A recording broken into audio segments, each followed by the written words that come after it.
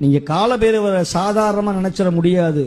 சிவனுடைய சொரூபம் காலபைரவர். காலத்தை நிர்ணயம் பண்றவன் காலபைரவன். பேய் பிசாசுகளை சூன்யங்களை அடக்கி ஆளக்கூடியவன் காலபைரவன். மயான நாயகன் மசான நாயகன் காலபைரவன். சுடுகாட்டு சாம்பலை இன்பமாக பூசுகிறவன், கபாலத்தை ஏந்துபவன் எங்கள் காலபைரவன். அவன் திருவடியை வணங்கினா பயமே வராது. நீங்க எங்க போனாலும் காலபைரவா காசி பெருமானேன்னு நினைச்சு வேண்டிக் கொள்ளுங்க. ஆபத்தோ தாரணம்னு பேரு. உங்களுக்கு தைரியம் வந்துடும். எங்க இருந்தோ ஒரு குருட்டு தைரியம் வரும். நீங்க ராத்திரி 12 மணி 1 மணிக்கு நடு காட்டுக்குள்ள போனாலும் அப்பா எம்பெருமானே கோல கால பைரவ மூர்த்தின்னு சொன்னா போதும், எங்க இருந்தோ ஒரு நாய் ஊழ விடும். ஒரு நாய் பக்கத்துல வரும்.